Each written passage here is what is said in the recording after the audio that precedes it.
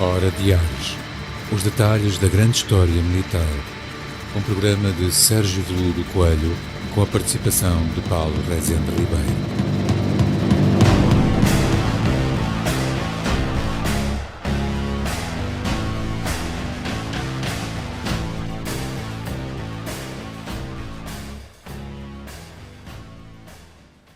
Sejam bem-vindos a mais uma Hora de Ares, comigo e com o Sérgio Veludo Coelho.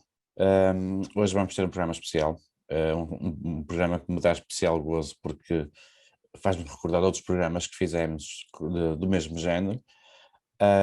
Não se esqueçam dos rituais do costume, o subscrever, Exato. alguns aqui, o sininho. o sininho, subscrever, ativar não, subscrever e ativar o sininho de notificações, Sérgio, não é o sininho é depois. Ok, está bem. Isto não é para cortar aqui, é para deixar ficar. É para ficar. E para seguir em Rádio Transforma tem a economia, o desporto, a política, a música e uma série de conteúdos que são interessantes e com certeza que vou encontrar lá algo que vos vai interessar. Vou passar a palavra ao Sérgio, como é de costume, para o Sérgio apresentar os nossos convidados. Hoje não é um, são muitos. Estão a representar um outro coletivo. Paulo, muito obrigado pelo teu habitual pontapé de saída e, como eu digo, não é só pontapé de saída, vais continuar aqui a mandar as tuas... Aliás, hoje vais intervir um pouco mais, por razões Sim. até que se vão perceber. Hoje trago aqui, tenho um especial gosto em acolher a turma do primeiro ano do mestrado em Património, Arte e Turismo Cultural da Escola Superior de Educação, do Politécnico do Porto. Por uma razão. Esta turma produziu, estão aqui 4 representantes da turma, hoje não foi possível ter toda a turma, mas aproveito para saudar os ausentes e, not last but not least, fica muito bem dizer isto, saudar os presentes, que eu passo já a apresentar, que é começando pelas senhoras, a doutora Joana Camilleri, a doutora Ana Luísa Magalhães, a doutora Marília Ferreira e o arquiteto Orlando Guimarães. Como eu dizia há bocado em off, os títulos a partir daqui, se estiverem todos de acordo, caem inclusivamente para mim. Ninguém me trata por professor, se faz favor, ok? Porque eu também tive o privilégio de ser professor desta turma, no primeiro semestre deste ano complicado, que, digamos assim, a pandemia é má, o Covid-19 é mau, mas por outro lado trouxe uma série de desafios que nos obrigou a repensar, isto já disse em outros programas, obrigou-nos a repensar como é que se poderia fazer um trabalho a nível, por exemplo aqui, neste caso muito específico, académico, e a explorar possibilidades que por vezes nos passavam ao lado ou que eram meros acessórios de rua, como os programas de georreferenciação que usávamos como uma ferramenta para descer, para conhecer uma cidade, etc. E agora de repente, não é de repente, já noutros sítios era usado, começaram a ser recursos para aprendizagem, recursos para divulgação de conteúdos e a possibilidade de agregar aplicações tão simples como essas a softwares um pouco mais elaborados e mais complexos, ao ponto de nós já temos aqui desafios que roçaram a realidade virtual e penso que a unidade curricular onde foi produzido este trabalho, que depois que vou lançar as questões à mesa aqui é virtual, logicamente, que era a unidade de desenvolvimento e turismo de travessias geoculturais que eu lecionava junto com o doutor António Ponte, que estas horas deve andar a habituar-se ao facto de ser o novo diretor do Museu Nacional de Soares Reis, portanto anda a transportar os agrafadores de um lado para o outro, da casa-aula para lá, e os lápis e as borrachas e os memorandos, portanto vai daqui um abraço para o meu colega António Ponte, mas a partir de agora deixamos cair os formalismos e vamos falar daquilo que foi o trabalho, foi o desafio, eu tinha uma publicação, eu colaborei, somos muitos, somos cerca de 12 pessoas, colaboramos num projeto da Rota Porto Liberal, que era o guia, eu estou aqui mesmo a mostrar ao vivo a 3 dimensões, o guia de arquiteturas, sítios e memórias, que tinha 4 roteiros. Estes roteiros, supostamente, são roteiros presenciais, que estão contidos na publicação, ou que teriam sido presenciais com visita guiada, portanto, com especialistas a guiar os roteiros. Ora, ocorreu-nos que talvez seria um desafio interessante, até porque, e para um mestrado, porque isto tinha um nível de exigência, não estou aqui logicamente a quantificar ou a qualificar se fosse feito na licenciatura ou no mestrado, não, era um nível de exigência técnica. Decidimos apostar um pouco e lançar o desafio à turma de virtualizar, trazer para o virtual estas rotas. Há uma coisa aqui que tem que ficar clara, e penso que isso também, a opinião aqui é geral. O tornar virtual uma rota turística, um percurso orientado, a palavra turística está gasta como uma placa de bronze, mas tudo o que é o virtual não substitui presencial, mas também não deixa morrer o presencial. Ou seja, aquilo que nós virmos e aquilo que foi produzido superiormente por esta turma, pelo esforço num ano difícil de confinamento, de pessoas que acho que nem se chegaram a conhecer pessoalmente, em alguns casos nem se conheceram pessoalmente, de corresponder utilizando esses recursos e valorizando uma produção de um projeto a nível da cidade, que é a Rota Porto Liberal, deixando talvez aquilo que eu penso que seja o grande desafio, no momento em que as páginas, isto é a criação de páginas de Facebook com as rotas integradas nos seus conteúdos. Eu já vou passar a palavra, eu falo muito, mas já vos passo a palavra. Deixar à vontade às pessoas que são os utentes, porque isto é um trabalho académico, inspirado, eu estou aqui a citar aquilo que vem praticamente nas páginas, está inspirado neste roteiro, deixar à vontade ao cidadão comum aqui no bom sentido, de fazer presencialmente, de ter um teaser, um trailer ou um cheirinho daquilo que será a rota ou os trajetos na realidade presencial, na realidade 3D de todos os dias. Por isso agora deixo aqui a pergunta aos três, não vou perguntar a ninguém em particular, portanto podem fazer para aí uma salgalhada de respostas e perguntas. Primeiro, como é que foi o desafio? Não é que eu lancei, o desafio que foi lançado de trabalhar com este roteiro, como é que foi chegar a um tema complexo que é o liberalismo? Penso que foi a primeira vez, é que não foi só fazer o roteiro, foi lidar com o tema.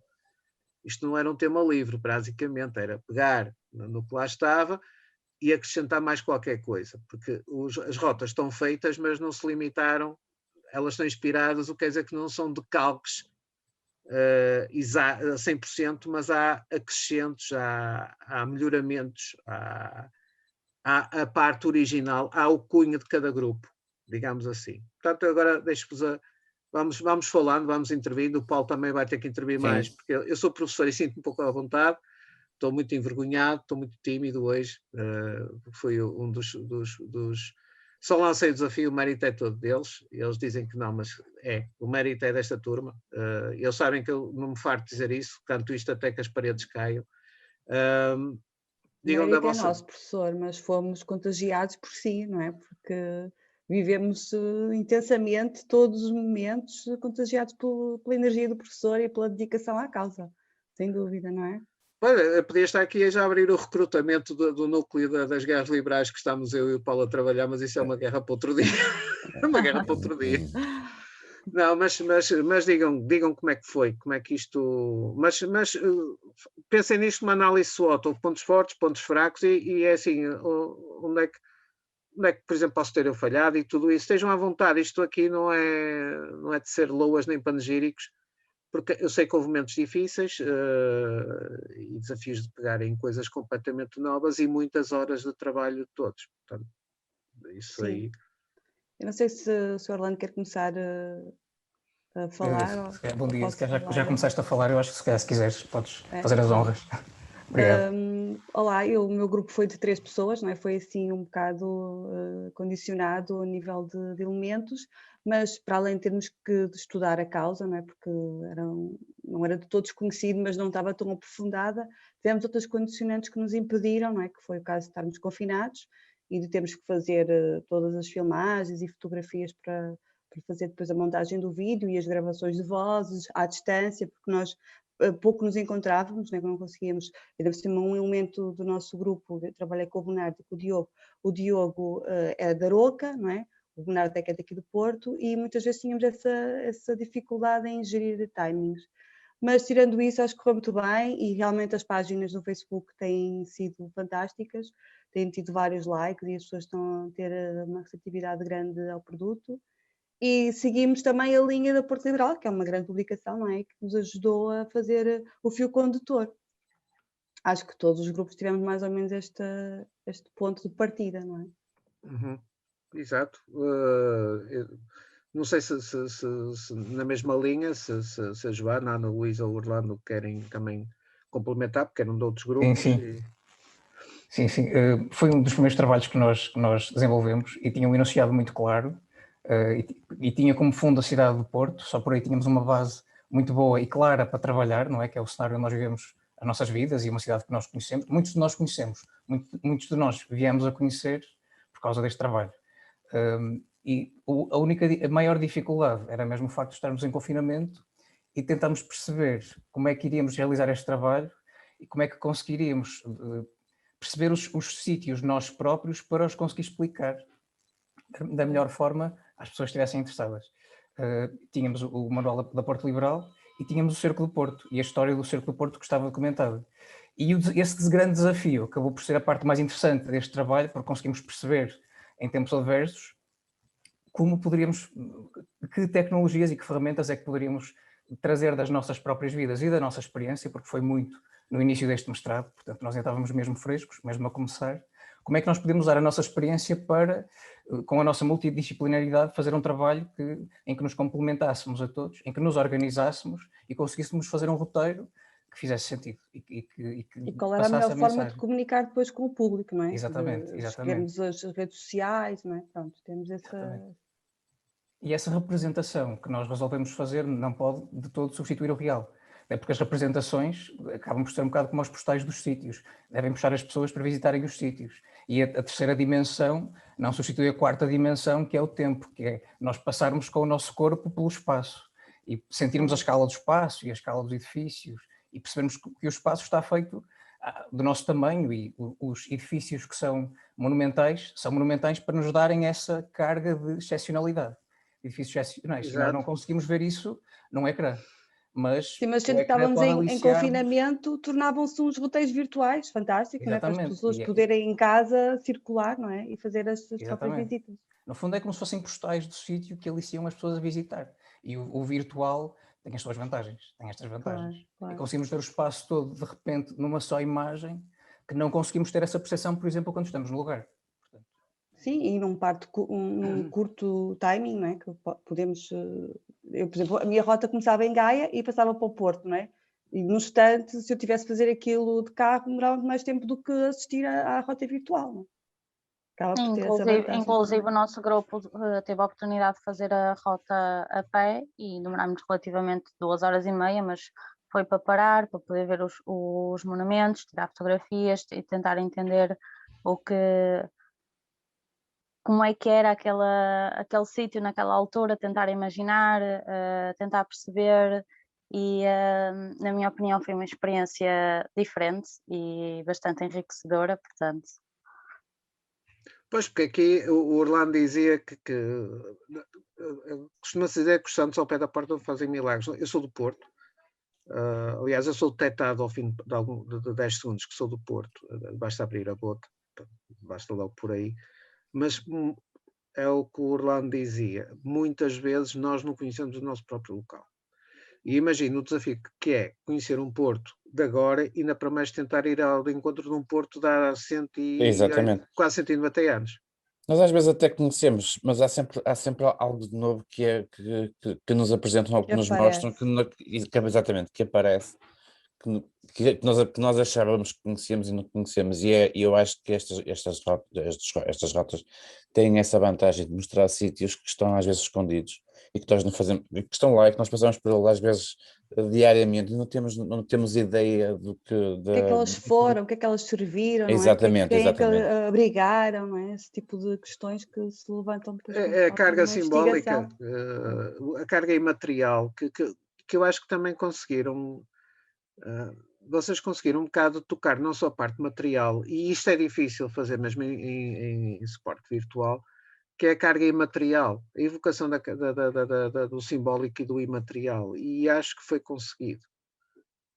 Que é isso que se está a refletir nas pessoas que vão pondo os likes e que fazem comentários, e principalmente pessoas do Porto, que começam a ter a noção que algo aconteceu no Porto muito importante, não foi só 24 de agosto, é todo aquele contexto do liberalismo, e que agora estamos a acordar para isso, porque nós, pronto, somos um povo de centenários, costumamos acordar aos zeros, mas mesmo sendo assim, é importante as pessoas começarem a ter a noção que vocês trabalharam, o que para mim, mas eu sou parcial nesse aspecto, é um dos períodos mais importantes da história da cidade. Outros poderão não concordar, outros poderão dizer que é o século XV e XVI, porque tínhamos aqui a saída de tripulações para a expansão e tudo quem isso. acha século IX, porque depende, é uma série Mas isto faz parte do trabalho da perspectivas, história. Do tema sim. de interesse. Tem que haver a democracia na história, se uns acham isto. Eu pessoalmente acho que um ano de resistência da cidade do Porto nas condições em que for é um dos momentos altos. Eu não estou a dizer que é o momento alto, também não digo este é o momento alto, mas a verdade é que está refletido no próprio símbolo, na simbologia do próprio Futebol Clube do Porto, quer queiram, quer não queiram. Isto não puxando a clubismos. Mas, de facto, é um dos períodos em que a cidade escreve uma das páginas da sua história porque se aguenta. Isto não, pronto, pode não ser um vocabulário muito historiador, muito neutro, mas é difícil manter uma certa neutralidade histórica perante o desenrolar dos factos com que vocês foram confrontados, porque eu acho que vos inundei com muita bibliografia, vocês foram atrás de outra bibliografia, e isso refletiu-se nos conteúdos que daqui a pouco vou pedir licença de compartilhar. Sim, eu por acaso gostava vocês nunca tiveram contato com o liberalismo, tiveram que fazer uma revisão da literatura. Sim. De certo modo, sim. Eu venho da área de Línguas e Humanidades, portanto, estudei o liberalismo e tudo, e entre outros contextos. Portanto, para mim foi mais uma revisão do que realmente aconteceu, e não só, também é uma parte da história portuguesa que me sempre cativou para estudar e assim. É como eu referi, foi uma revisão e foi rever textos e alguns contextos para depois desenvolver melhor o nosso trabalho a nível do contexto histórico. Eu, no meu caso, nem sequer sou de cá, sou lisboeta. Sim. Na escola não abordámos praticamente o estudo do Porto, não é? Pronto, a história do Porto. E depois tinha outro colega também que era da Aroca, provavelmente também não tinha tido. Quer dizer, nós tivemos aqui um contacto muito forte, impulsionados por professor, não é? E derivado à cadeira, que nos fez esgravatar a fundo este tema, não é? Pronto, para podermos depois ter informação suficiente para gerir a nossa rota. Não sei se a Luísa também é de fora, não é? Eu posso falar do meu grupo. Eu acho que no meu grupo houve uma boa divisão de tarefas, porque o meu grupo é constituído por 4 pessoas, incluindo eu, e eu estudei turismo em Viana, a Beatriz Silva estudou História, então ela ficou responsável pela parte, exatamente por essa parte, pela contextualização histórica, e o Jaime, que tirou Gestão de Património, a NAES, ficou responsável pela parte de elementos do roteiro. Eu fiquei responsável pela parte da caracterização das freguesias, por causa da minha licenciatura, e a Ana Almeida também estudou Gestão do Património na ES e ficou responsável pela parte do vídeo final e também pelos pontos do roteiro. Eu fiquei aqui com uma dúvida. Vocês também fizeram o vídeo final da apresentação? Sim. Já estão partilhados na página. Sim, porque no meu ano nós também fizemos um vídeo, mas no meu regimentos, e o tema era diferente. Nós estávamos a trabalhar as freguesias na altura e também terminamos com o vídeo final e a colega a Ana, certo? A colega que falou agora? Sim, Ana Magalhães. Esta diversidade que há nos grupos é muito importante, porque conseguimos ir buscar a mais-valia daquela pessoa e isso depois reflete-se na divisão de tarefas e na qualidade do trabalho. Isso é muito importante. Estou aqui a dizer que flashbacks... orientados assim pelo professor, distribuir as tarefas para funcionar melhor, não é? Claro que sim. O Sérgio no meu ano, não sei se com vocês foi igual, ele fez os grupos. Assim, Sim, O connosco no também, nosso ele ano também fez. foi. não sei à espera que as Esse foi um pessoas... momento memorável, não foi, Paulo? Esse foi um Foi, momento memorável. foi. Eu, quando cheguei à turma, parte da turma, como era de gestão de património, disse, vamos fazer os grupos e tal. E começou todo um bocado, desculpem ter-me a engronhar. Não foi o vosso caso. Eu aí pronto. O Paulo, eu nem me conhecia, eu acho que estava a chegar Da operação. de uma ida à faca. E o pessoal começou a hesitar muito. Pronto, é assim, eu vou fazer os grupos. Tal grupo, tal grupo, tal grupo, tal grupo. E ficou tudo na dúvida. Aquilo resultou. No fim, resultou. Eu também, felizmente, as pessoas também estavam um bocado mescladas na sala. Eu nem sei se fiz o grupo pela ordem alfabética ou se fiz o grupo. Não, Fiz os grupos foi por formações. Foi, exatamente. Eu fiz os Qual é a grupos sua no formação? momento. GP, pronto, aqui. E a sua história? Depois ia colocando mediante as formações das pessoas. Porque na altura foi uma coisa um bocadinho mais agreste. Não foi agreste também, não foi. Mas acabou por resultar porquê? Porque as pessoas, quando vêm para o mestrado, vêm de formações diferentes. E é curioso que até sei tão bem que seja o docente a fazer a formação dos grupos, tendo em conta tentar formar os grupos em função das competências que possam interagir. E isso tem resultado. Felizmente tem resultado. E não só, professor, relativamente ao nosso grupo, era um dos maiores, que ficaram com 6 elementos, e era de completamente diferentes áreas, desde arqueologia, arquitetura, história da arte. Penso eu que a Benedita era de línguas e a Ana era de fotografia. Sim, e a Ana é de fotografia ou audiovisuais ou assim. Inclusive eu sou formada em arqueologia e assim até dependendo das nossas relativas áreas, não é? Até o nosso grupo até trabalhou muito bem. Conseguimos desde cedo definir as ideias principais a serem desenvolvidas no nosso trabalho e depois com conversas, inclusive em videochamada pelo Zoom e tudo, para podermos definir melhor a nossa situação, como é que deveríamos ou não prosseguir com a elaboração do nosso trabalho. Sim. Em termos de escolha de elementos a serem colocados na rota, vocês foram orientados pelo Sérgio, mas houve alguma autonomia? Vocês escolherem aquilo que queriam introduzir na rota? Sim, houve autonomia? Ou o Sérgio... Nós seguimos os trajetos do Porto Liberal, sim, não é? Sim. Pronto, e depois, mediante o sítio onde estávamos, podíamos abordar outros edifícios. Por exemplo, sim. no caso dali da Batalha, podíamos referenciar, há tanto edifício importante para referenciar também numa visita guiada, não é? Pronto. E foi isso que nós fizemos. Fizemos o sítio onde estávamos, abordávamos. Por exemplo, a nossa rota tinha ali também a biblioteca, não é? Abordámos também o jardim em frente, todo o tipo de edifícios até chegarmos ao cemitério. Pronto, fizemos assim uma contextualização histórica do espaço, não é? Que seguia a rota onde íamos passando, até porque o visitante, quando fizer esse percurso, também vai poder olhar, não é? Os edifícios que o rodeiam. Porque é normalmente essa parte, digo, eu falo pela minha experiência, nós subitamente somos confrontados com imenso nós na altura fazíamos uma divisão entre o tipo de patrimónios, se era construído, se era edificado, se era imaterial, e depois tínhamos que selecionar e tínhamos um monte de locais, depois tínhamos que fazer uma triagem para escolher aqueles que pretendíamos inserir na nossa rota.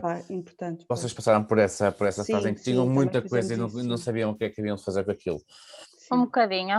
Nós tínhamos alguns edifícios que achamos o mais correto, ou seja, edifícios que não estavam diretamente da rota inicial, ou seja, foram edifícios que apareceram após o liberalismo e decidimos colocar como um meio de curiosidade para as pessoas poderem entender o porquê daqueles edifícios terem aparecido após o liberalismo e como é que eles surgiram. Demos um pequeno contexto histórico, alguns edifícios, por exemplo, a nossa rota começa na igreja de São Francisco e termina no São João da Foz. É a rota do Rio. Do mar. Essa era que me calharia, em termos de visita orientada, era a mim que me calhava.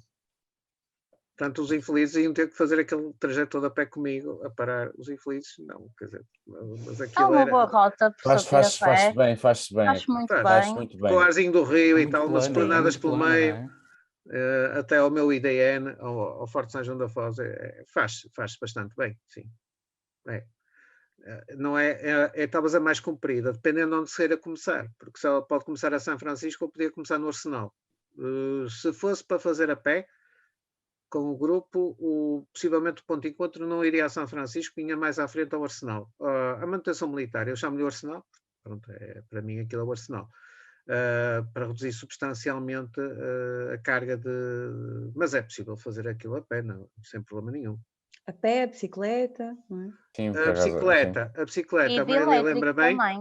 E de Mas a elétrico questão da também. bicicleta, eu estou num projeto também da ES, com a professora Vera Diogo, que é sobre, e uma imensa equipa, desculpem, agora eu só falei na Vera Diogo, mas somos mais, e vai haver um congresso que entretanto foi adiado, mas que já estão inscritos, sobre a questão da mobilidade em bicicleta. Eu estou na parte do património, porque se alguém me vier perguntar, então és um grande andador de bicicletas? Não sou. Eu ponho-me em cima de uma bicicleta e não sei muito bem o que é que vai sair dali. Mas pronto, eu sou um teórico. Se me derem um mosquete para as mãos, eu sei desmontar o mosquete e voltar a pôr o mosquete. Bicicletas é outra coisa.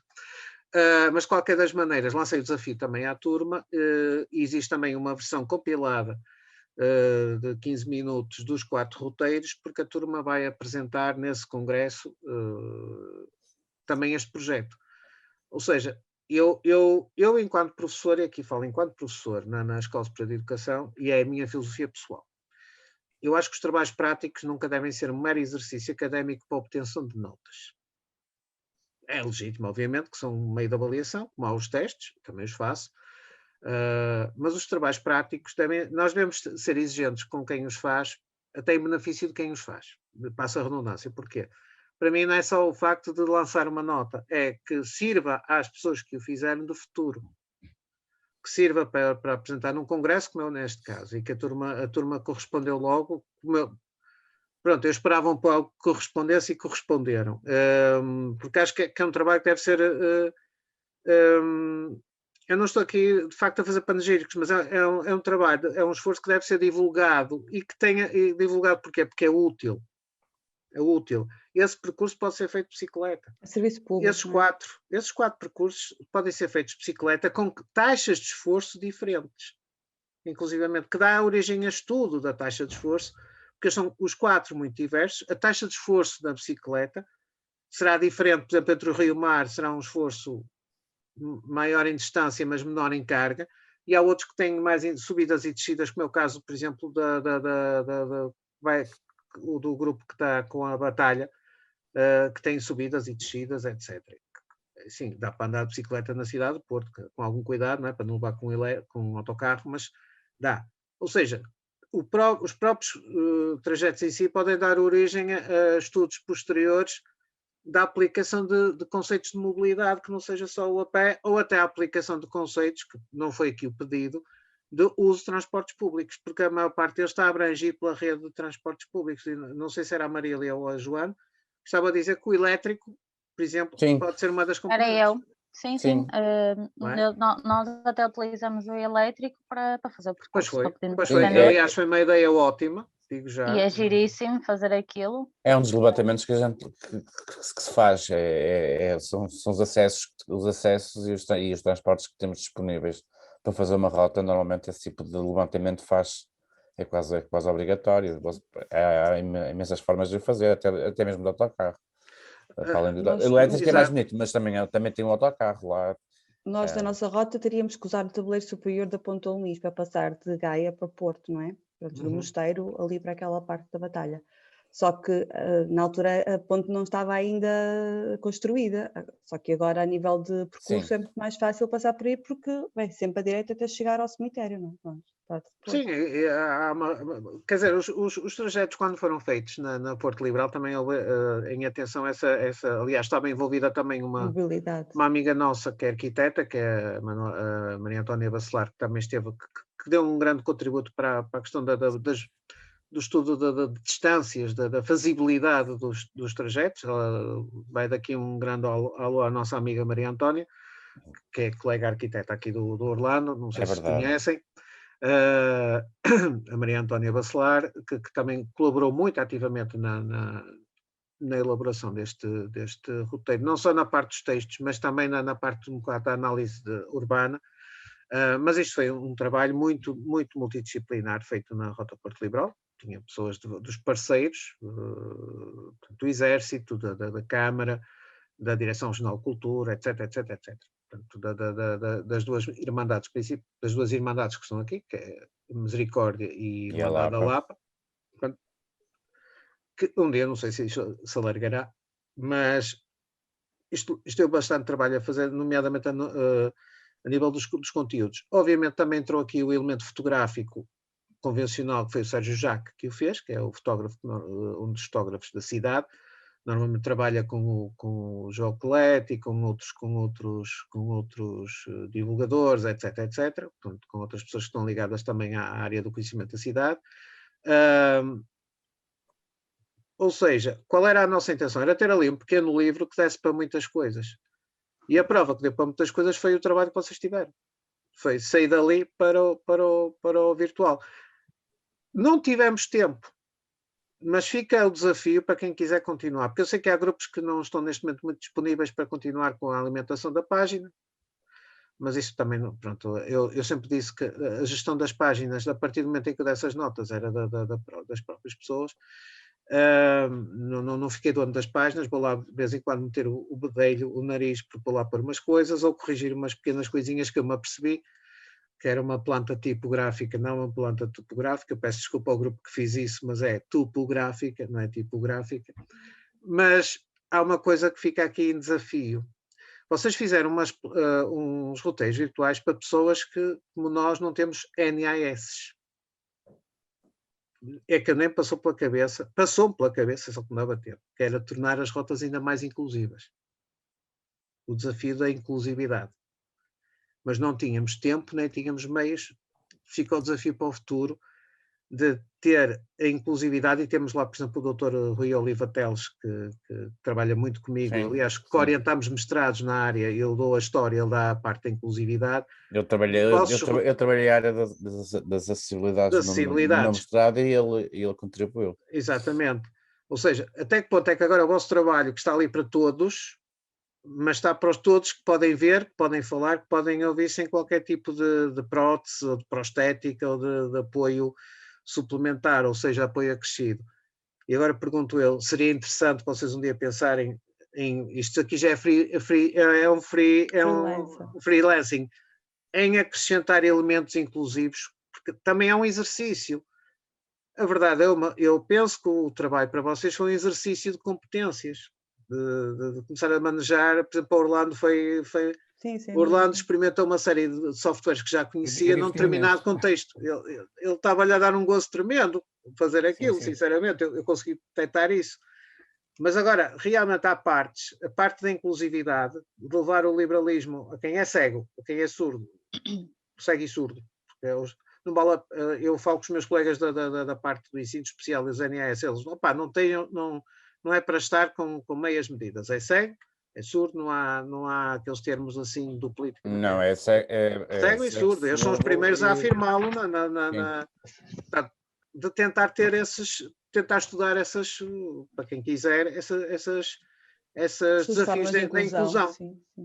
Porque a verdade é quando vem a pandemia, é que a inclusão, se calhar as acessibilidades sem pandemia são um pouco mais fáceis, porque se refletem na materialidade do território, nas rampas, na instrumentalização do braille, no áudio. Mas quando passamos à plataforma digital, a inclusividade é um bocadinho mais complexa. Por exemplo, se for os mudos, é preciso ter o especialista em LGP ou na língua que for, porque LGP é para português, sim, mas a língua gestual tem particularidades em qualquer outra língua, há em inglês, há italiana, há castelhana, etc. E como é que será como é que nós conseguiríamos fazer com um cego uma tentativa de inclusão a partir de uma questão digital. É, por exemplo, ter uma parte do roteiro que possa ser impressa em 3D a partir de um ficheiro de descarga para uma impressora 3D, por exemplo, para fazer palpação. Estou aqui a dar aqui umas pistas um pouco loucas, que é... Não, mas é verdade, claro. É carregar qualquer elemento, por exemplo, um edifício em planta, em que o cego possa ir a uma casa especializada na área, com um disco externo, alguém vai com ele, ou ele vai sozinho, uma das pessoas com NAS têm autonomia. O cego não é surdo, ele ouve... Não, mas é para poder sentir, ele ouve a descrição. Para poder perceber com os dedos a diferença das escalas e a por exemplo, tentar perceber o que é a Igreja de São Francisco, embora seja complexo, não é? Embora, por exemplo, aí, isso é um desafio maior. Por exemplo, para o cego estar a ouvir, a narrativa já não poderia ser aquela, que as vossas narrativas estão ótimas. As pessoas vão dizer, este tipo não para de dizer bem. Não para de dizer bem. As narrativas estão ótimas, estão simples, estão aquilo que eu pedi que fossem. A narrativa para o cego, se calhar, já terá que ser uma narrativa um pouco mais trabalhada, de forma a tentar formar a imagem mental. Na cabeça, porque nós temos os cegos que sempre foram cegos e têm o seu mundo, temos os cegos que são cegos a posteriori e que têm o seu mundo já construído do tempo em que não eram, e portanto as construções mentais não serão propriamente as mesmas, nem eu sou especialista na área e posso estar a incorrer num grande disparate. Mas a questão da inclusividade é uma das coisas que eu quase que deixo aqui o desafio para quem quiser pegar nisso, se não for nisto, que seja num projeto de mestrado. Mas a questão do 3D seria interessante, ou seja, o cego, alguém diria, olha, tem aqui um ficheiro, uma série de ficheiros, dá para meter numa impressora e passa a ter um dos edifícios. Sim, eu acho que é interessante e é importante, porque também o Porto, como muitas cidades europeias que têm a Rio, é uma colina, não é? E conseguimos ir para todos os lados com os transportes, mas há ruas em que as pessoas nem sequer conseguem entrar e não têm pendente para cadeiras de rodas, é muito difícil. E não conseguem entrar carros naquelas ruas também, nas ruas mais antigas. Mas a virtualização... Aí, por exemplo, o Sérgio mostrou-me parte do trabalho do Orlando, e o trabalho do Orlando é importante para esse tipo de público. 3D, sim, não é? E eu acho que também, fazendo um trabalho de contrastes, despindo um bocado o edifício principal ao monumento que nós queremos mostrar, que tem que ter o contexto lá, tem que se perceber os edifícios que estão lá, mas muitos deles não existiam na altura. Mudando as cores e despindo um bocado, dando ênfase ao edifício em questão que nós queremos abordar e dando uma cor generalista aos outros edifícios, as pessoas conseguem perceber mais facilmente o que é que estão a ver e para onde é que têm que dirigir a atenção delas, pessoas com outros tipos de deficiências. Exato. É importante fazer este trabalho de perceber como é que as pessoas vão abrir um 3D que tem tanta informação e que é apresentado com tantas coisinhas numa escala gigantesca, como é que elas vão dirigir o olhar para as coisas que nós queremos que elas vejam, não é? Sim. Exato. Aliás, é notável a possibilidade de se ter no futuro um porto de 1832. Sim. Não é? Que é um porto... Sim. Eu há 30 anos que estudo o período. E a minha tese de licenciatura não é tese, era seminário porque não tinha defesa pública. Foi sobre o tema, foi sobre exatamente o Cerco do Porto. Comecei logo em 93 a trabalhar aquilo. Portanto, anda perto dos 30 anos. E uma das coisas que logo me apercebi é que eu estava a olhar para um porto há 30 anos, que o de agora já está um bocado diferente, e que nós tínhamos que despir metade da paisagem. Metade não, 3/4 da paisagem. Ou seja, quando ia ali quando se falava em Torre da Marca, eu tinha que tirar os prédios todos para perceber ali o promontório todo de onde está, perto, portanto, no Palácio Cristal, onde estava a Torre da Marca, que é relativamente alinhada à capela, que é muito posterior do Carlos Alberto Savoy. Quer dizer, olhar para um porto que era completamente diferente à época, que não há assim tantas gravuras quanto isso que o ilustrem. Há partes delas que se chega lá pela descrição escrita, que é uma coisa tremenda, não é? E parte do Porto, graças ao Cerco do Porto, nós conhecemos parte do Porto 32 por causa das plantas das baterias, porque apanha partes, dá para perceber partes da cidade e do próprio mapa, onde é que estava a concentração urbana, E dá para perceber aquilo que muita gente ainda não se apercebeu, ou que não tem que saber, que a Foz não era Porto, era uma realidade distinta, ligada por uma estrada, e que depois só mais tarde é que se vai ligando uma de encontrar a outra. O estudar este período da cidade não é só a questão militar, que até tem a ver aqui com o programa. A questão é que a documentação que foi produzida permite ter uma atualização que começa com a planta do Balque de 1813, mas que é muito limitada, que não vai aos arrabaldes, a chegar à planta do Coronel Moreira para se conhecer um Porto, que independentemente do conflito vai aos arrabaldes e permite ter uma ideia do que é São Mamede em festa, a telheira, porque há uma coisa importante que vocês possivelmente também tropeçaram nela, que é as toponímias. O retrato toponímico, o levantamento, é que temos nomes que duram até hoje, ou que mudaram um bocadinho. Mudaram, sim. A furada não era a furada, era só furada. E meteram não há. A pasteleira era o pasteleiro, mas continua a ter, agora é a pasteleira, mas era o pasteleiro. A Ramada Alta lá estava no mapa, e é a Ramada Alta. Quem for do Porto, estes nomes todos soam. E depois o curioso é que os nomes que aparecem nas plantas que agora já não existem foram, curiosamente, ou substituídos por nomes relacionados com o liberalismo ou com algo que acontece ali na segunda metade do século XIX. O período tem esse interesse e vocês, foi minha intenção que não agarrassem só o roteiro por ter lá já a rota feita. Nós podíamos ter feito a rota, cada grupo podia ter feito a rota perfeitamente de forma autónoma, do zero, com uma série de sítios. Não teria sido um bocadinho mais de trabalho. Ora, esse trabalho que se poupou, eu e o professor Ponte entendemos que vocês poderiam investir mais nos recursos e também, como eu digo, o semestre não é um manual, é um semestre e eu não tinha o exclusivo da vossa atenção, havia mais unidades curriculares e uma parte de vocês já anda a pensar o que é que vai fazer em termos de tese, não é? Portanto, há que gerir e também não entrar no tempo, no tempo em que vocês têm para as outras obrigações com as outras unidades curriculares. Eu ia perguntar se me dão licença que partilhe aqui do Facebook as vossas páginas. Sim, quero ver, estou curioso. Sim, professor, está à vontade. Então, vamos lá. Ao viver 3 dimensões. Vou abrir aqui. Vou começar. Está aqui quase por ordem, entre o rio e o mar. Vou só fechar aqui algumas coisas. Isto entrou logo na minha página, entre o rio e o mar.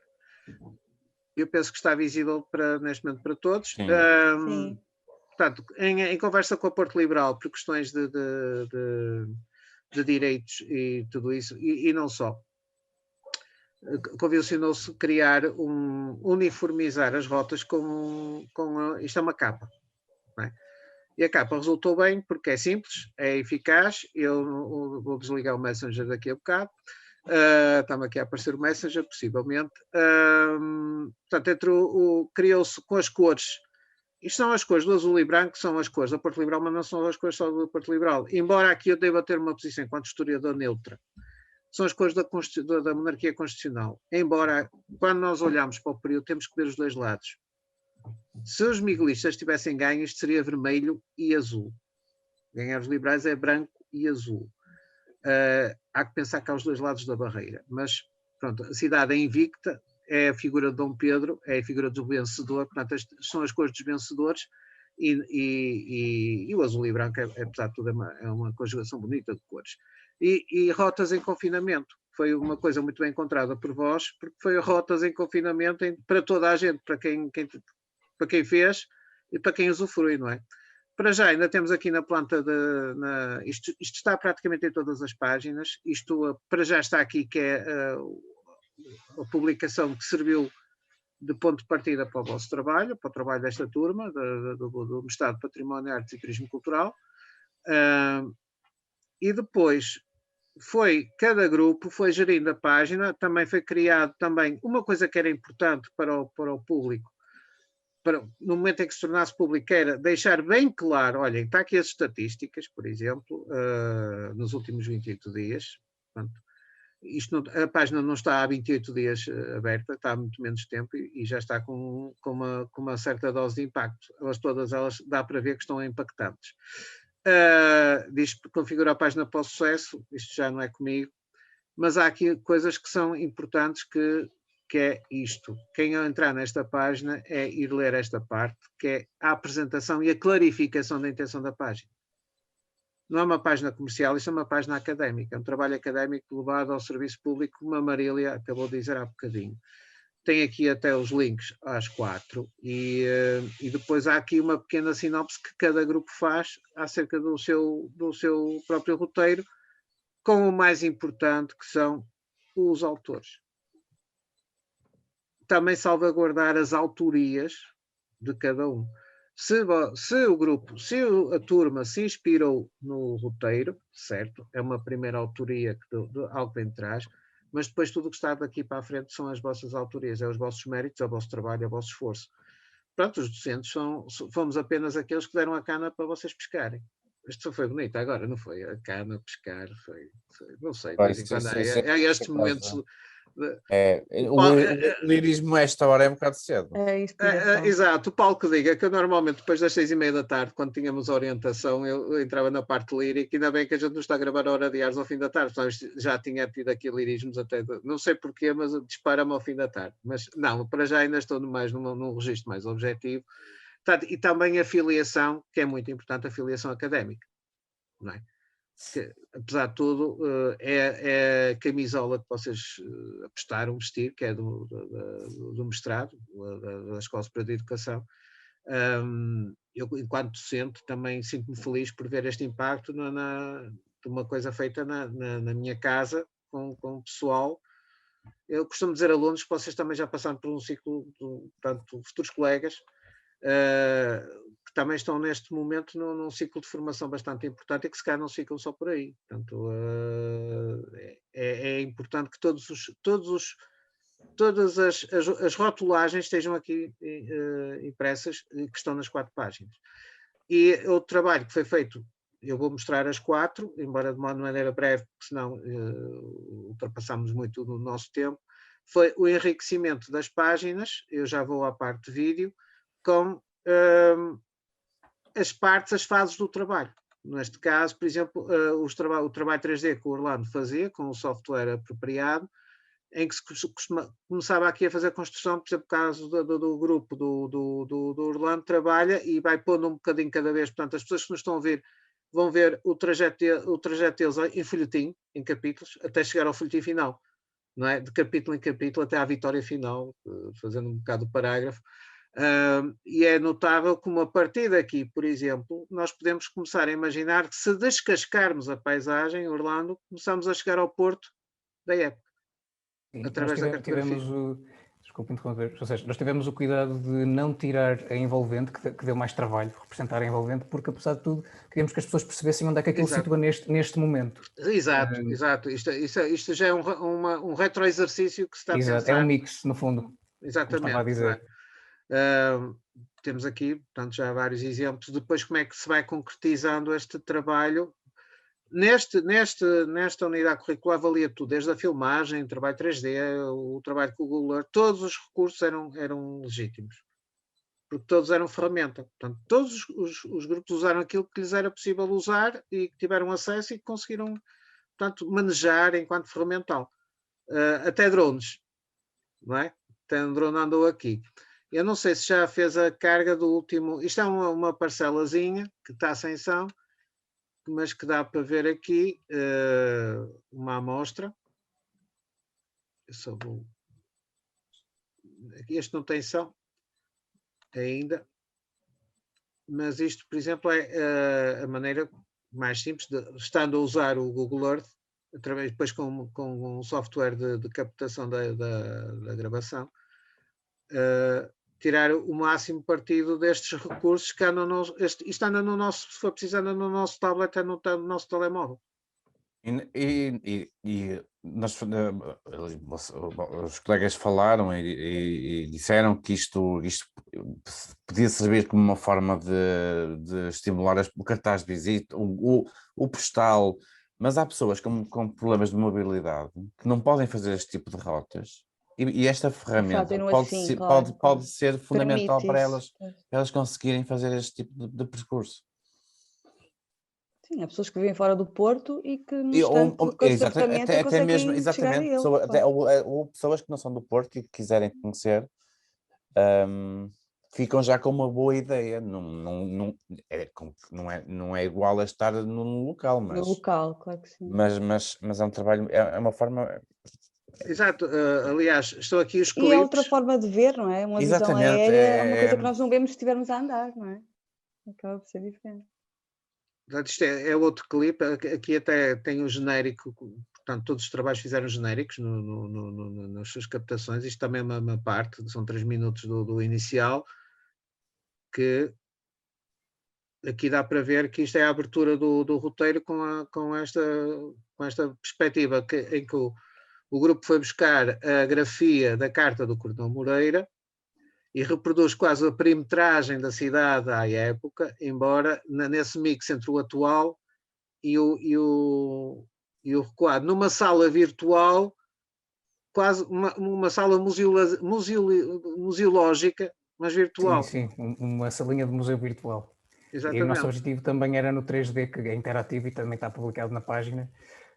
Nós esta semana publicamos um 3D primário, mas o 3D final já está na página. Que as pessoas pudessem com o rato andar a rodar esta maquete virtual e a perceber onde é que eram as coisas, os sítios que estão sinalizados e as baterias na carta do Coronel Moreira, onde é que elas estão por cima de um porto atual, que é o que nós representamos na maquete em 3D. Exatamente. Portanto, isto aqui, que a certa altura, despindo metade deste, fica o Porto da época. E substituindo por edifícios que já desapareceram. Não é? Por exemplo, está aqui a amarelo, é só este que eu vou passar para outras páginas.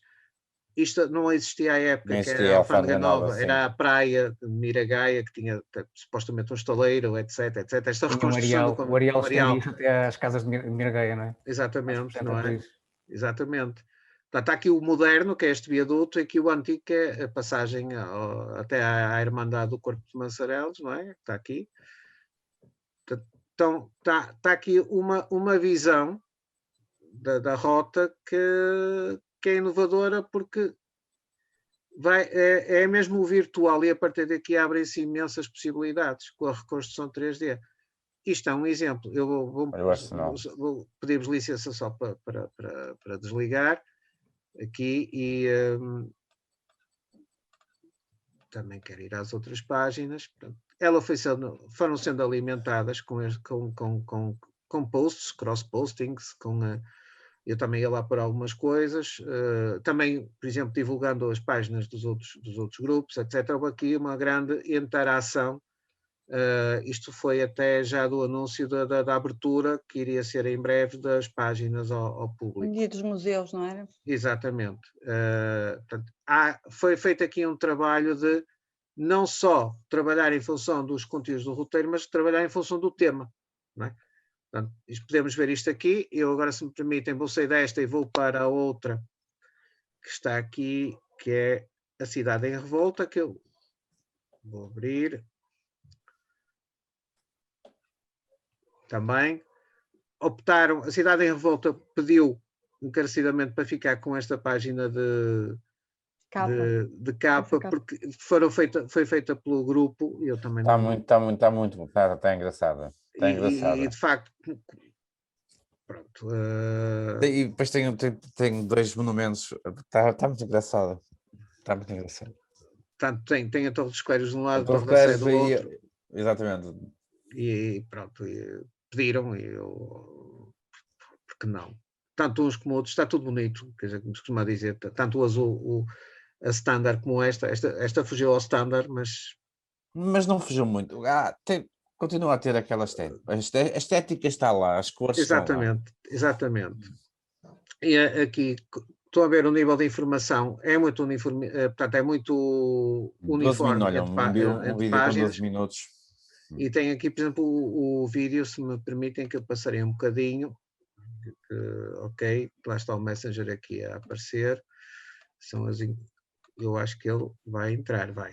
Sejam bem-vindos à Rota Cidade em Revolta. Hoje vamos percorrer as ruas do Porto, invicta cidade do Porto, assim intitulada por Dona Maria II, de forma a homenagear a população portuense, que foi fundamental na defesa da monarquia constitucional e dos ideais liberais durante a Guerra Civil Portuguesa, que decorreu no século XIX, de 1832 a 1832. O cerco do Porto foi um dos momentos mais importantes durante Igreja da Lapa. A Igreja da Lapa é uma igreja de rito católico, motivada pelo padre Ângelo Sequeira e edificada pela Irmandade da Nossa Senhora da Lapa. A primeira pedra desta igreja foi lançada em 1756, mas esta obra de transição entre o rococó e o neoclássico só foi terminada passados mais de 100 anos, em 1863, devido à escassez de recursos, às invasões. Vou saltar mais uma vez.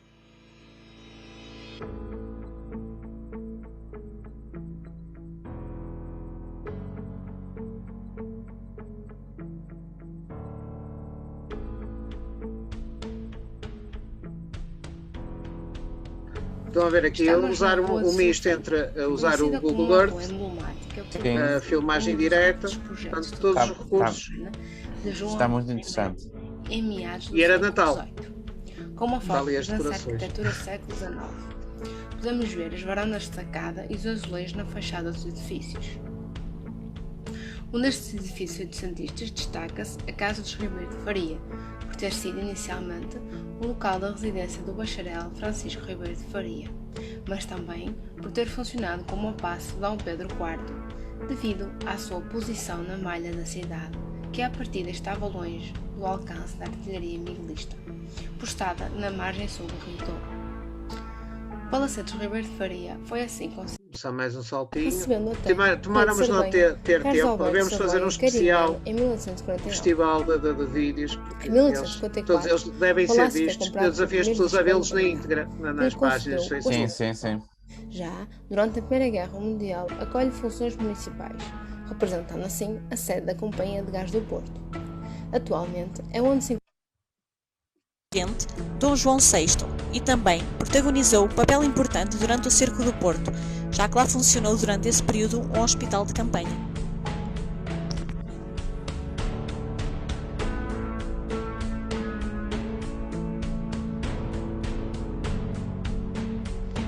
Chegamos à última paragem desta rota de um Porto liberal, a antiga cadeia da relação do Porto, no campo dos Mártires da Pátria. Eu vou interromper aqui de propósito, que é para as pessoas que estão a ver ficarem com curiosidade e ver os vídeos e os posts, e outra vez o Messenger, ficamos todos a saber o que é que se passa na minha família, interessantíssimo.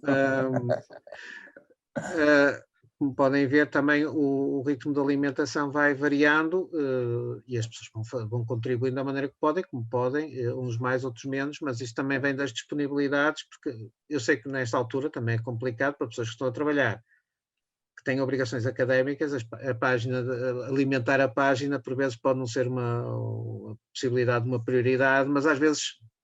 A ideia às vezes... Estamos um mês sem mexer nela e de repente dispara. Ou começar não sei se no vosso caso vocês podem fazer isso, era criar um grupo em que pessoas podem, que têm interesse no conteúdo, possam contribuir também. Porque durante a minha tese de mestrado criei um grupo para recolher algumas informações que me eram importantes. E esse grupo continua a funcionar. Eu já terminei em 2019. E funciona sozinho? Funciona. As pessoas que continuam a fazer postagens diárias continuam a surgir convites para integrarem a página. Portanto, neste momento já não tem, para mim já não tem a mesma importância em termos de recolha de conteúdos, continua a ter importância porque é uma página que é gerida por mim, uma coisa que eu gosto. Mas não sei se vocês conseguissem criar um grupo, iria facilitar o trabalho, de haver mais partilha de outras pessoas, não só vocês, mas outras pessoas que têm interesse no tema. Sim, eu primeiro pedi realmente páginas e depois então é que se poderia ir para grupos. Era sim. a parte... Era a parte mais operacional. Eu tenho o grupo acaba por ser ele vai se gerindo. Um deles é um grupo, por acaso. Não está como página, mas depois pode-se criar o giro se calhar era criar um grupo comum em vez de 4 grupos. Sim, um grupo comum. O grupo sim, dos 4 grupos, sim. Dos 4 roteiros. Sim. Era um grupo comum, independente, quase como um projeto. Freelancing, ou um projeto que ajudasse, no fundo, a dar visibilidade àquilo que se vai fazer na cidade em prol das iniciativas do liberalismo. As pessoas perguntam, mas qual a utilidade? Liberalismo, não entendemos o liberalismo como agora, entendemos é que naquela altura foi importante para mudar. Exatamente. Por exemplo, eu falo do meu grupo. O meu grupo é sobre a via estreita ferroviária, via estreita, entre o Porto e Póvoa de Guimarães.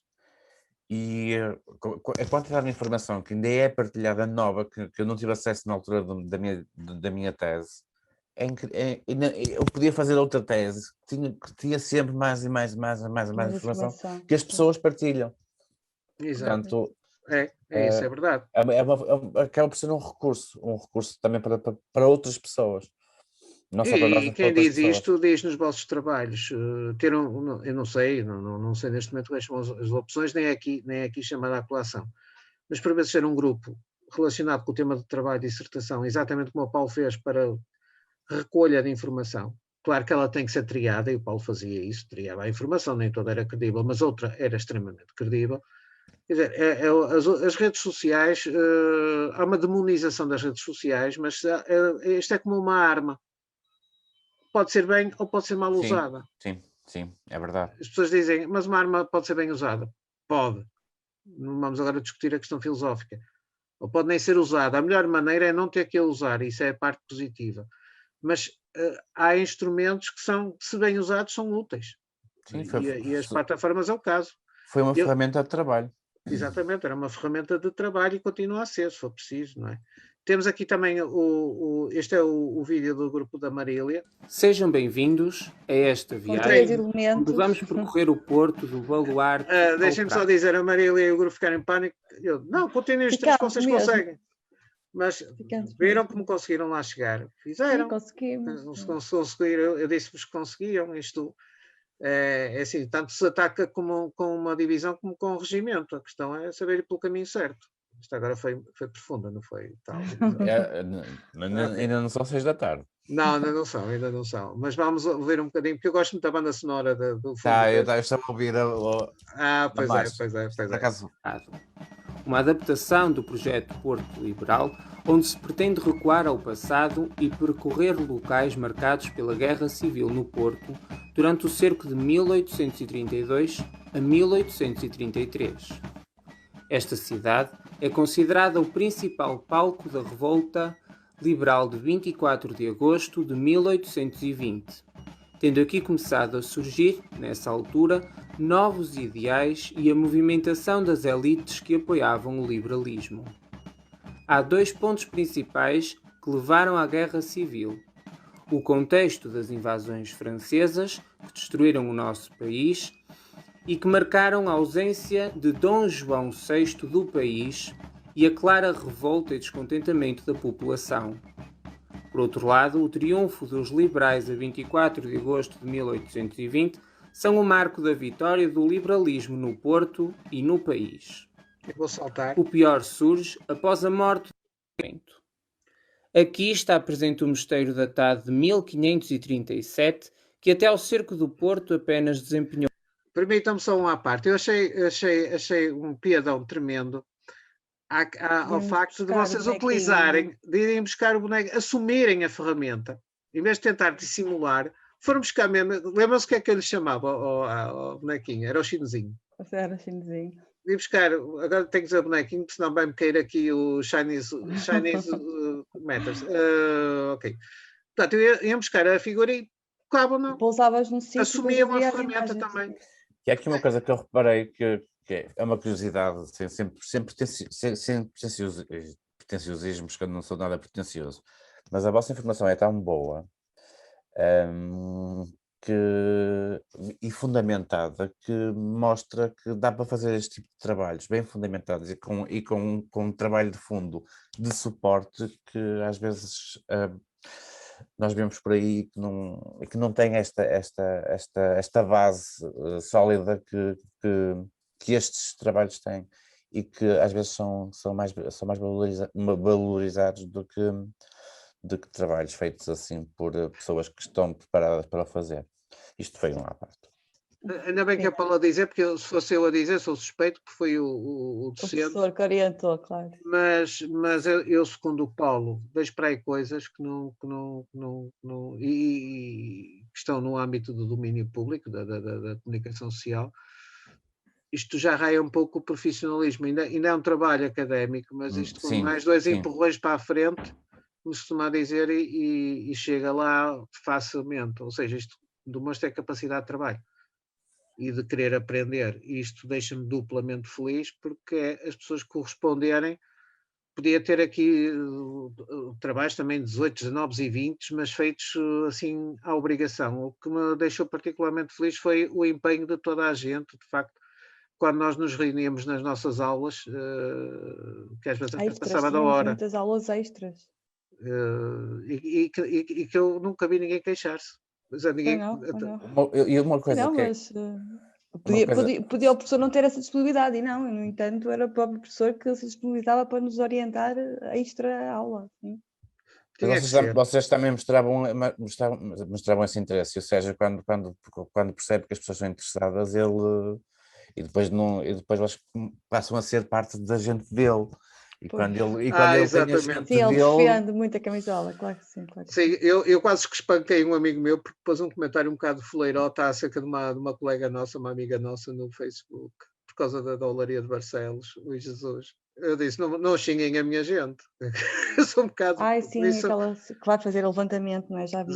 Sim. E a pessoa que pôs até é minha amiga, é um amigo pessoal, mas levou um telefonema a dizer, não vou dizer isso. A nossa Cátia. Nossa baby, não se metam com ela, não se metam com a minha gente. Eu sou um bocado obsessivo nessas coisas. Uma miúda com uma capacidade de trabalho, vocês nem imaginam, tão novinho, tem uma capacidade de trabalho incrível.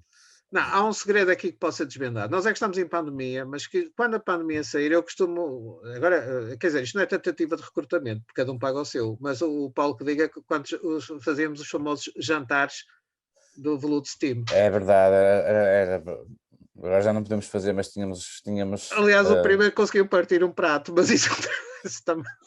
Lembra da cena do prato com o João Paulo Luz e a Filipe, etc. É a nossa malta.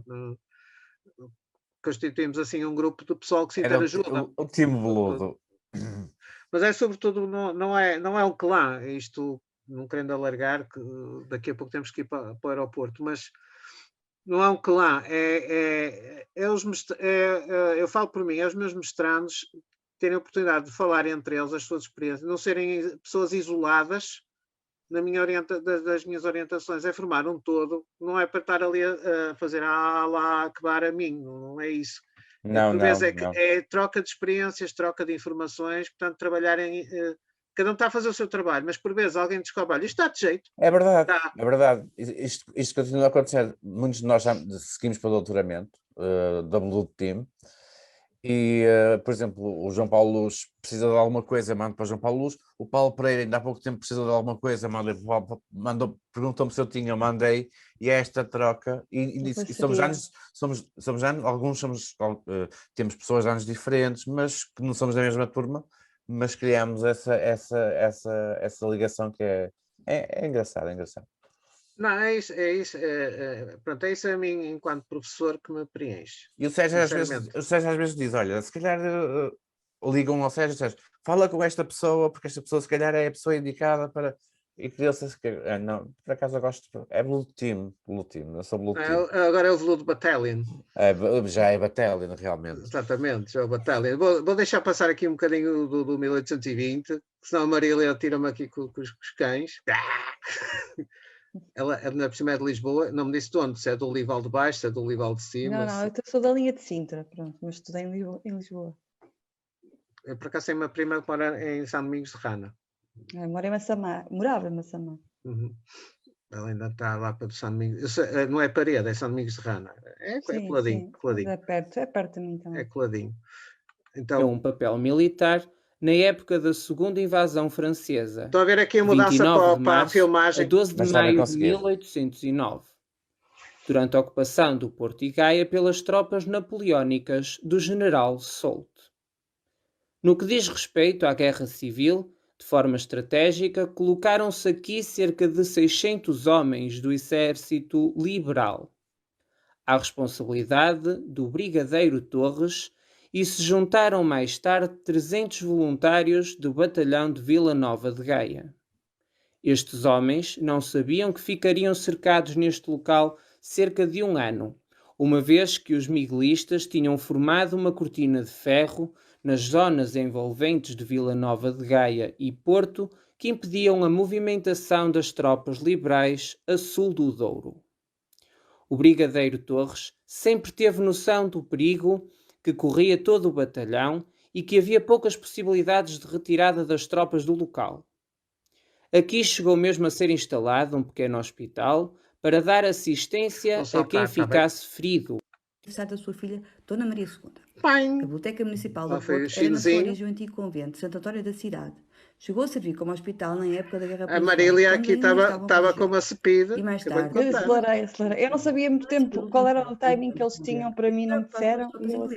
Que apoiavam a monarquia liberal.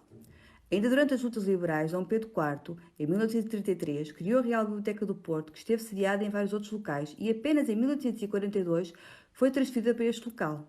Aqui também já estiveram instalados a Academia Nacional de Belas Artes e o Museu Portuense, o primeiro museu público, que passou para o Palácio das Carrancas, o atual Museu Nacional de Soares Reis, albergando inicialmente o espólio do Museu Portuense e do Museu Municipal do Porto, a antiga coleção de João Allen.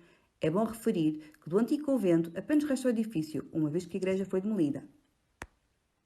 Neste local, no passado, estava situada a antiga Quinta do Bispo, que passa a ser cemitério apenas em 1839. O primeiro a surgir no Porto, edifício de habitação. O Museu Militar, aqui lá está. Eu vou ainda quero ir ao Baluarte ao Prado e acho que tenho que ir por outra. A polícia política do regime, que servia também de prisão dos presos políticos da região. No centenário da Revolução Liberal, foi pensada a criação de um museu militar no Porto, surgindo... E por último, falta-nos o... as pessoas poderão ver isto depois na íntegra, não é? Professor, sem falar que nós tínhamos a página e não tínhamos posto o vídeo, não é? A professora que nos lembrou... Pois eu comecei a estranhar, falta aqui qualquer coisa, pois falta. Mas não era por isso que deixámos de ter gostos, tínhamos imensa, não era? Pois era curioso, porque eu era assim, o pessoal está a pôr os gostos porque está a guardar em jubilosa esperança a colocação do vídeo. A certa altura eu acho melhor ligar porque há qualquer coisa aqui que se passa. Que eu não sei se estou agora no correto, no grupo. Portanto, este é o do Passo ao Palacete, que é, penso que está aqui... A Ana Luísa é o seu grupo, não é? Sim, é o meu grupo. Exatamente, a Ana Almeida. Eu tinha estado a trabalhar com a Ana Almeida no ano anterior, no 3º ano. Sim, e com o Jaime também. Exatamente. Portanto, apanharam-me assim em dose dupla, com solicitações muito parecidas a nível tecnológico, que eu lembro-me, que foi o turismo cultural. E também está aqui o Jaime, etc. Portanto, também os tais posts de material que complementa, não é? As pessoas estão a ver isto, não é?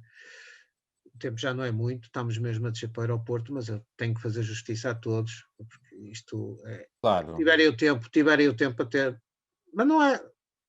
Pessoal, vão às páginas, já viram onde elas estão e vejam, não é? E acompanhem. Eu vou expandir. Eu também gosto muito deste do fundo sonoro. O roteiro agora apresentado tem por base o segundo percurso cultural intitulado Do Passo ao Palacete, acessível na edição Porto Liberal, Guia de Arquiteturas, Sítios e Memórias. Tem por objetivo dar a conhecer os edifícios que estiveram diretamente ligados ao Cerco do Porto, auxiliando de diversas formas a população e os militares da cidade durante este período. É um percurso que se inicia no Museu Soares dos Reis, antigo Palácio dos Carrancas, e termina na Casa da Batalha, tendo uma distância aproximada de 2,5 km.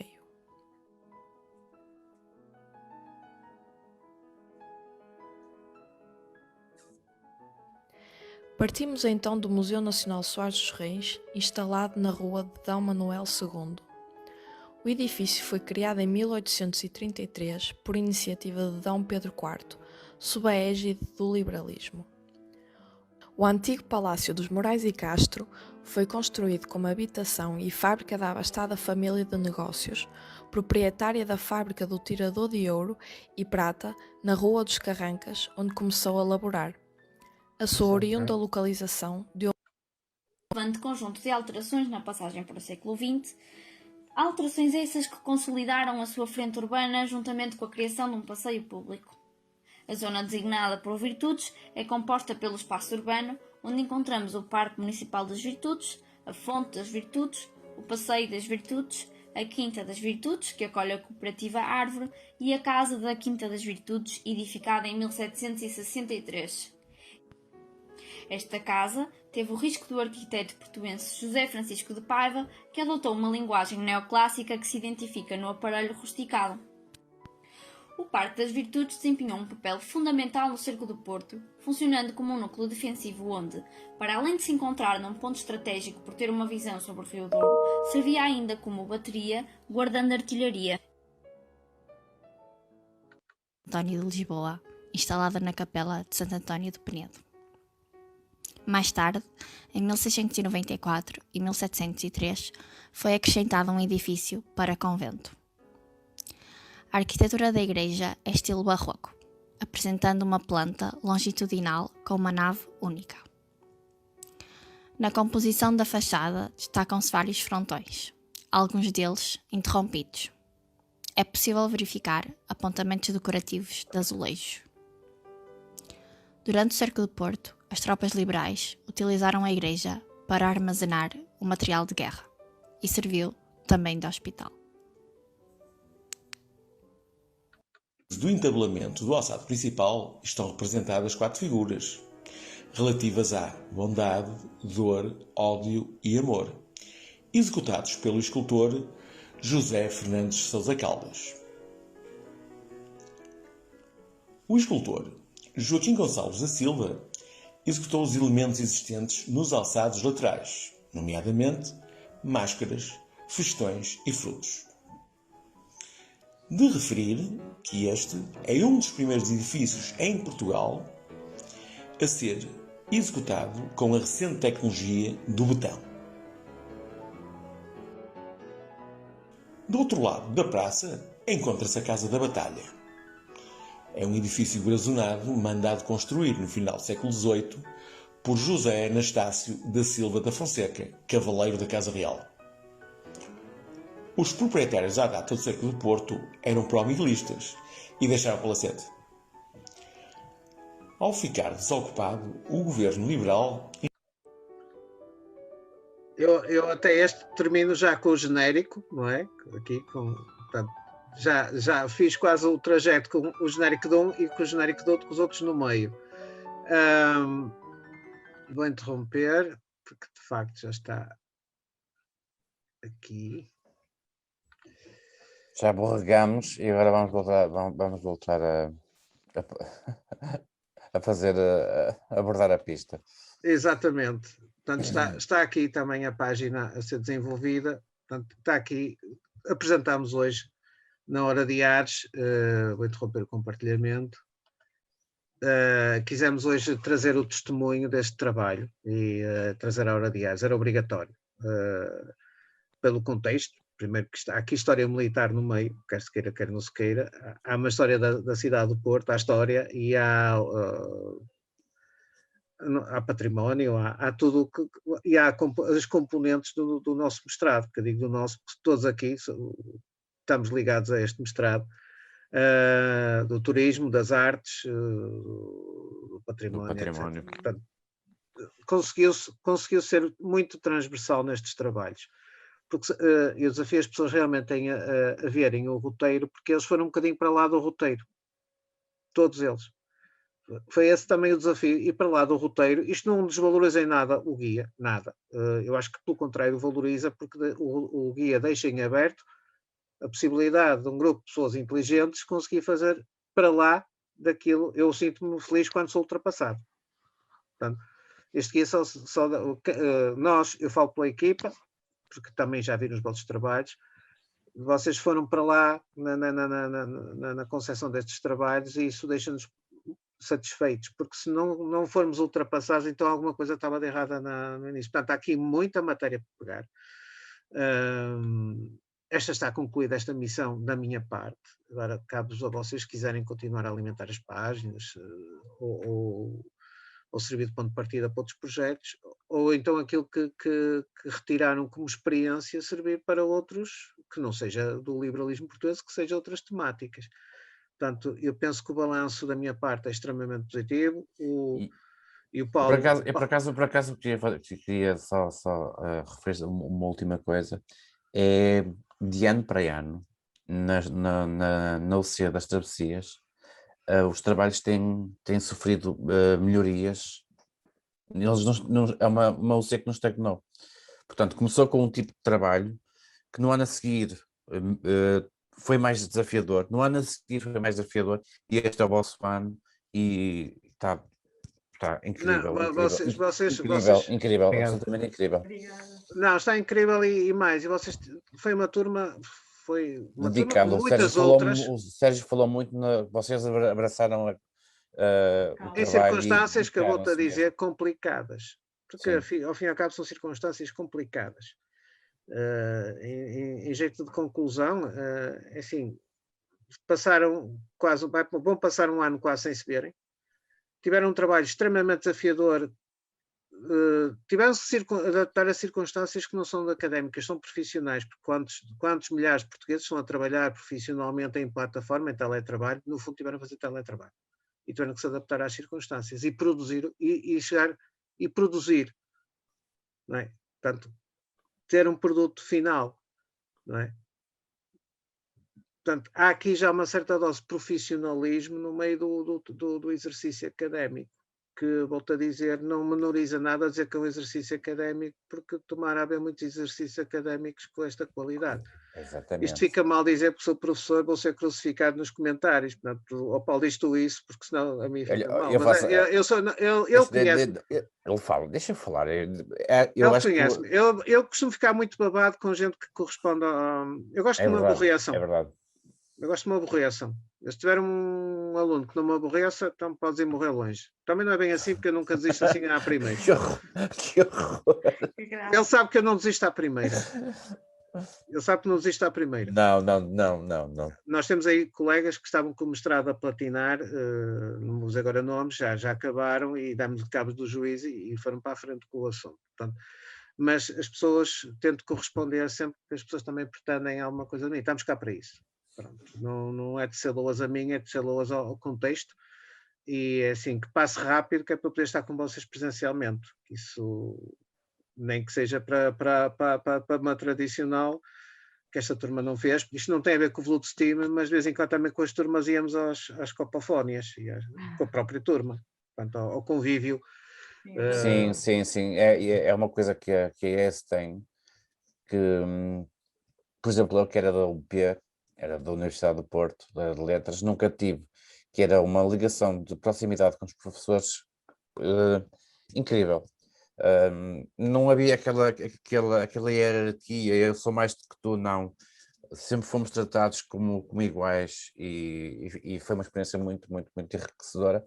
E eu quis manter no meu doutoramento uma ligação à ESE, por isso tenho o Sérgio comigo no meu doutoramento, que já foi feito na Universidade do Minho, mas com o Sérgio da ESE. E agora com o Batalhão do Arsenal, que depois vocês procurem, que é um projeto da Arcá, Portugal, que é o Batalhão do Arsenal do Trem do Ouro, que é aquele arsenal que vocês falaram. Por isso, minha gente, permitem-me que vos trate assim, porque eu trato-vos, minha gente, do fundo do coração, muito obrigado pelo vosso esforço, muito obrigado por terem tirado a manhã de quinta-feira para vir para aqui. Eu espero que a gravação tenha ficado direita, porque não ficou na nuvem, está no computador. Espero que o computador comece para aqui a berrar com falta de disco.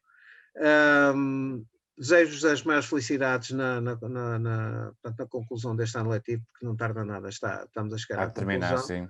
E à persecução dos vossos trabalhos e também aguentar o melhor possível e esperar que isto passe rápido. Se não passar, adaptarmos da melhor maneira possível.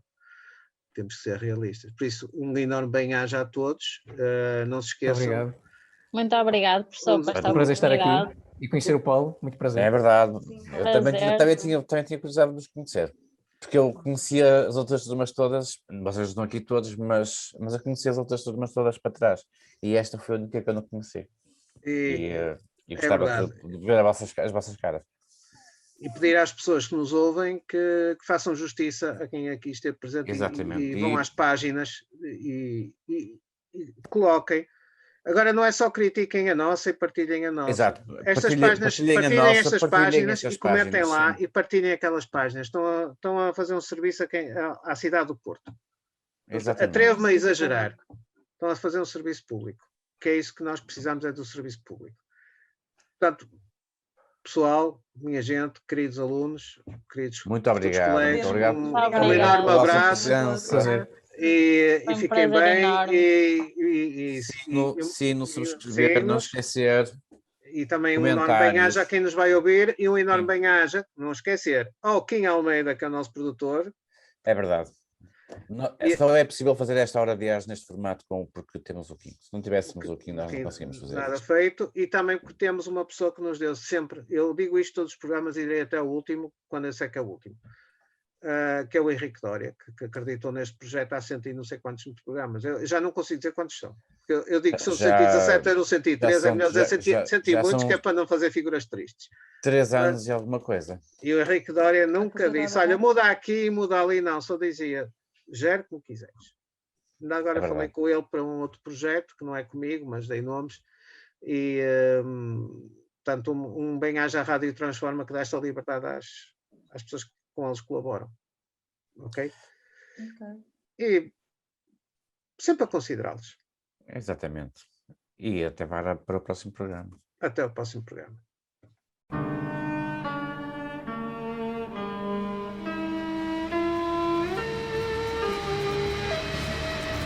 Hora de Ares. Os detalhes da grande história militar. Um programa de Sérgio Veludo Coelho com a participação de Paulo Rezende Ribeiro.